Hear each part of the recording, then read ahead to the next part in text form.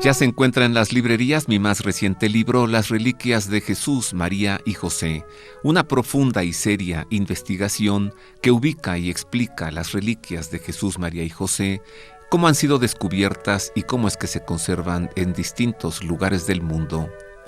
Le invito a que consiga este libro y lo lea porque despertará un impulso en el corazón del que irrevocablemente de usted saldrá una oración dirigida al cielo. El libro Las Reliquias de Jesús, María y José, publicado por Buena Prensa, ha sido prologado por el cardenal Carlos Aguiar Retes. Se encuentra ya en las librerías Buena Prensa de todo el país y también en la Casa de San José.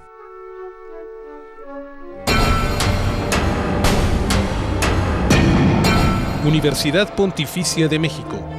Fundada en 1553, es la Universidad del Papa y de los Obispos de México. Licenciaturas en Teología, Filosofía, Derecho Canónico, Derecho Civil y Ciencias Religiosas.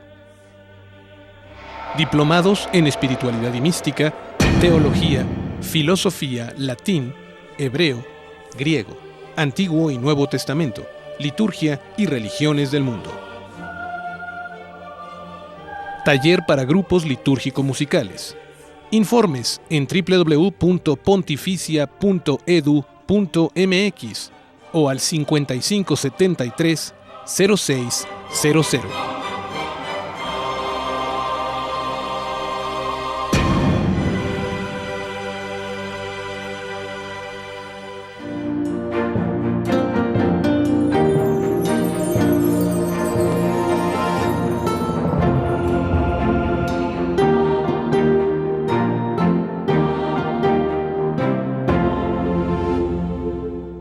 Ya estamos de regreso, queridos amigos. Yo muy agradecido por sus amables tweets. Gracias.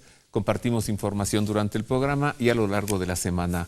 Hoy tengo el gusto de estarle presentando las reliquias de Jesús, María y José. Vamos más adelante. Dígame si no es una reliquia las aguas del río Jordán, porque allí fue bautizado nuestro Señor y esas aguas no lo purificaron a Él. Él purificó a esas aguas que se encuentran en nuestro mundo y que dividen a Israel de Jordania. Vamos a conocerlas.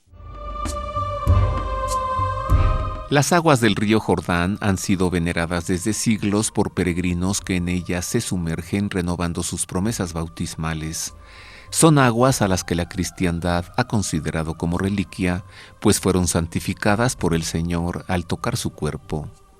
El río Jordán, cuyo nombre significa el que baja, pues desciende desde una altura en su nacimiento de 520 metros sobre el nivel del mar, hasta una de 392 metros por debajo del nivel del mar en su desembocadura en el Mar Muerto, es el río más largo y caudaloso de toda la Tierra Santa, por sus 360 kilómetros de longitud, su anchura media de 35 metros y su profundidad entre 1,5 y 3,5 metros.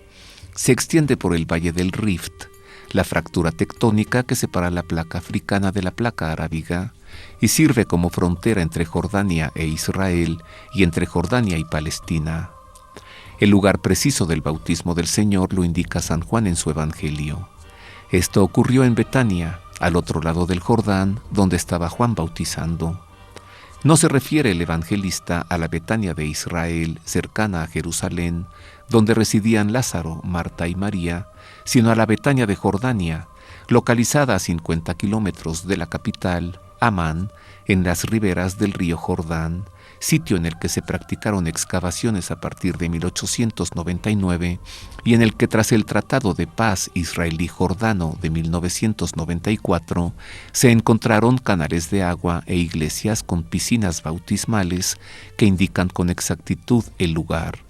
Y aunque Israel pretende que la verdadera orilla es la suya, de nombre Qasr al-Yehud, la UNESCO declaró Patrimonio de la Humanidad en 2015 a la orilla de Jordania, de nombre Wadi Qarrar, a la que han acudido Juan Pablo II en el año 2000, Benedicto XVI en 2009 y Francisco en 2014, acompañados por sus majestades Abdullah II y Rania, reyes del reino hachemita de Jordania. Estas son las aguas del río Jordán. Hay otras aguas, las aguas del mar de Galilea, que por cierto no era mar porque no son aguas saladas, son aguas dulces, era el lago, también llamado lago de Genesaret o lago de Tiberíades. Sobre estas aguas nuestro Señor caminó, pasando por encima de ellas para encontrarse con su iglesia, los apóstoles en la barca de Pedro. Conozcamos estas aguas, esta reliquia en nuestro mundo, las aguas del mar de Galilea. Los antiguos hebreos solían identificar como mar a cualquier conjunto grande de aguas, aunque no fuese salado ni tuviese mareas. Es el caso del mar de Galilea, que también recibe los nombres de lago de Genesaret y lago de Tiberíades. Enclavado en el noreste de Israel, al norte del valle del Jordán y a orillas de la ciudad de Tiberíades, se alimenta del río Jordán, manantiales subterráneos y lluvias, y se formó a consecuencia de los movimientos tectónicos en el valle sobre el que se asienta como resultante de la separación entre la placa arábiga y la placa africana. Su superficie es de 165 kilómetros cuadrados, mide 21 kilómetros de longitud, 12 de ancho, 56 de perímetro y alcanza una profundidad promedio de 26 metros y una máxima de 48. Ubicado a una altura de 210 metros bajo el nivel del mar, es el lago de agua dulce más bajo del mundo y el único lago de Israel. A lo largo de sus costas se localizan las ciudades de Cafarnaum, Ein Gef y Tiberíades, donde el clima agradable y la abundancia de agua resultan en un suelo fértil que favorece el cultivo de dátiles, plátanos, frutas cítricas, hortalizas y cañas. Las aguas de este mar han sido proveedoras de peces por siglos, como ocurrió en la pesca milagrosa, cuando Pedro y sus compañeros pescaron gran cantidad de peces, de modo que las redes amenazaban romperse. Pescaron sardinas, barbos y mojarras tilapini, que llegan a medir hasta medio metro y a las que hoy se les llama, con agradecida memoria, el pescado de San Pedro. El mar de Galilea ha sido navegado desde siglos por peregrinos que gustan de atravesarlo en barcas y suelen detenerse a medio trayecto en busca de un encuentro con el Señor mediante la alabanza y la oración para pedirle que traiga paz a sus vidas. La religiosidad ha considerado como reliquia a estas aguas por las que navegó Jesús y a las que exorcizó cuando increpó al viento y calmó al mar. Cruzar esas aguas, de pronto es un silencio, una paz, una quietud. Y puede uno platicar con el Señor y decirle, ven a mí, calma esta tormenta en mi vida, pon bonanza, pon tranquilidad, pon paz. Y sucede, ¿eh? Vamos a conocer otra reliquia, el monte de la transfiguración, posiblemente el monte Tabor. Vamos hasta allá. Aunque en los evangelios no se menciona el nombre del monte en el que tuvo lugar la transfiguración del Señor, una antigua tradición sitúa el acontecimiento en el monte Tabor, de 400 metros de altura y localizado a 17 kilómetros al oeste del mar de Galilea y al este del valle de Jezreel. En el siglo IV, Santa Elena, madre del emperador Constantino, hizo edificar una basílica en el sitio, de la que actualmente solo queda un pavimento en mosaico, varios capiteles, fragmentos de columnas y una parte del cementerio de los monjes que allí habitaron, consistente en una pequeña gruta excavada que aún conserva en un muro algunas inscripciones en griego y monogramas con cruces. A partir del año 1101, durante las cruzadas y mientras duró el reino latino de Jerusalén, se estableció una comunidad de monjes benedictinos que restauraron el santuario y edificaron una abadía protegida por una muralla fortificada. En el año 1200, el sultán Malek al-Adel atacó la abadía y en 1211 la convirtió en una fortaleza. En 1263, el sultán al-Zahir Baibars atacó la fortaleza que los caballeros hospitalarios de la Orden de San Juan de Jerusalén estaban construyendo y la hizo derruir junto con la basílica y la abadía. El monte Tabor quedó desolado hasta que los frailes franciscanos, custodios de Tierra Santa, obtuvieron el terreno que les fue donado por el emir druso Fakhr al-Adin en 1631 y, consolidando las ruinas existentes, se establecieron en un sencillo convento hasta que a principios del siglo XX pudieron ampliarlo y edificar sobre los vestigios de las dos primeras iglesias, incluyendo en lo posible sus vestigios, la actual basílica, de planta de 3 naves, proyectada por el arquitecto Antonio Barluzzi y concluida en 1924. Al término del relato de la Transfiguración, uno de los versículos más bellos del Evangelio nos inspira el anhelo de que nos suceda lo mismo que a los apóstoles que fueron testigos de la Transfiguración. De pronto, mirando en derredor, ya no vieron a nadie más que a Jesús solo con ellos. En ese monte nuestro Señor le mostró a Pedro, Santiago y Juan su divinidad. Vieron en Jesús esa naturaleza divina. Y así como se transfiguró ante ellos, así también el Señor se transfigura ante nosotros. Algún día usted mismo dirá, de veras este Jesús, Él es Dios. ¿Me cree que Jesús escribió una carta? ¿Me cree que conocemos el texto de esa carta? ¿Y me cree usted que San Judas Tadeo llevó esa carta a un rey, el rey Abgar, y le llevó también la sábana santa con la que fue envuelto el cuerpo muerto de nuestro Señor, y que este rey que tenía lepra quedó curado? Bueno, esta carta de Jesús es una reliquia.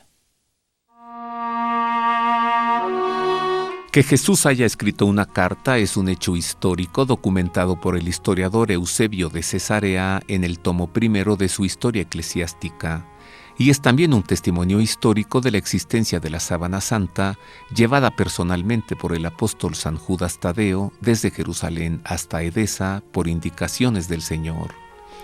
Esta carta Jesús la escribió en respuesta a otra que le envió el rey Abgar V, quien gobernó del año 4 al año 50 sobre el reino de Osroene, que tuvo su capital en Edesa, Siria.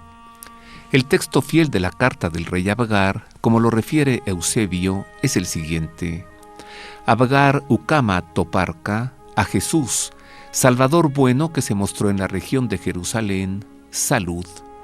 He oído acerca de ti y de tus curaciones, llevadas a cabo por ti mismo como si prescindieras de medicinas y de hierbas, pues según la noticia que corre, haces que los ciegos vean y que los cojos anden, sanas a los leprosos y echas fuera espíritus impuros y demonios, sanas a los atormentados con enfermedades largas y resucitas muertos. Tras oír esto de ti, creo que hay 2 opciones. O eres Dios y habiendo bajado del cielo llevas a cabo estas obras, o puesto que las haces, eres el Hijo de Dios. Por esta razón he escrito suplicándote que vengas a mí y me sanes de mi enfermedad. También he sabido que los judíos murmuran contra ti y quieren tu mal. Mi ciudad, aunque pequeña, es responsable y será suficiente para ambos. El texto fiel de la carta con la que Jesús respondió, como lo documenta el historiador, es el siguiente: Bienaventurado si creíste en mí sin haberme visto, pues de mí está escrito que los que me han visto no crean, para que también los que no me han visto crean y sean salvados. Pero acerca de lo que me escribes, que vaya a ti, me es preciso cumplir todo mi cometido aquí, y una vez realizado, sea tomado al que me envió. Mas cuando haya sido tomado, te enviaré uno de mis discípulos para que te proporcione salud y vida a ti y a los tuyos. Cuando el apóstol llegó, Abgar le preguntó: ¿Eres tú en verdad el discípulo de Jesús, el Hijo de Dios, que me dijo, te enviaré uno de mis discípulos, el cual te proporcionará salud y vida? Y Tadeo dijo: Porque has creído en gran manera en el que me envió, he sido enviado a ti. Y de nuevo, si creyeres en él, tendrás los ruegos de tu corazón. Luego le mostró la imagen del rostro de Cristo plasmada en la sábana santa que llevaba doblada en 4 partes, y como también refiere Eusebio, le dijo: Pongo mi mano sobre ti en su nombre. Y al instante de hacerlo, Abgar fue sanado de su enfermedad y de sus sufrimientos. La carta de Jesús. ¿Le gustaría a usted tener ese texto? ¿Le gustaría conocer más de estas reliquias? Todo lo que le estoy presentando hoy, mire, muy fácil que lo pueda conocer en este libro. Es mi libro más reciente, que acaba de ser publicado y se llama Las Reliquias de Jesús, María y José. Buena Prensa me hizo favor de publicarlo. El cardenal Carlos Aguiar Retes me hizo favor de escribir el prólogo. Aquí hay parte del prólogo. Usted lo puede encontrar en cualquier librería Buena Prensa de todo el país y lo puede encontrar también en la Casa de San José. Conozca, deleítese, entre en contacto con nuestro Señor a través de estos elementos, de estas reliquias de Jesús, María y José. Una pausa, regreso con más.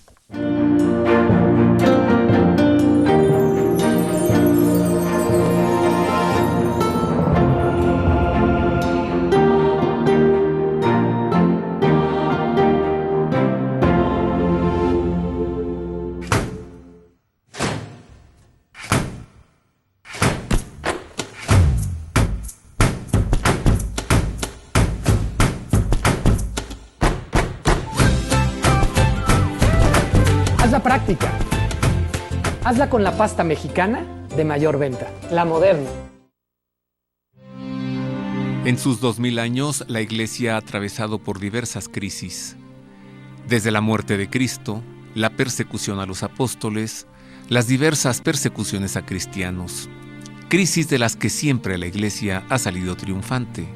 Hoy, en nuestro tiempo, se vive una crisis más. Y es momento de identificar el origen de esta crisis. ¿Cuál es? ¿En qué consiste? ¿Cómo se originó? ¿Cómo ha crecido? ¿En qué momento nos encontramos? ¿Y cómo salir adelante de esta crisis? Como creyentes y como Iglesia. Todo esto y más en la conferencia 2020 Caos y Crisis en la Iglesia, que va a impartir un servidor el sábado 29 de febrero a las 6:30 de la tarde en el auditorio del CUM. Asegure su lugar cuanto antes. Boletos disponibles ya en la Casa de San José. 2020, Caos y Crisis en la Iglesia.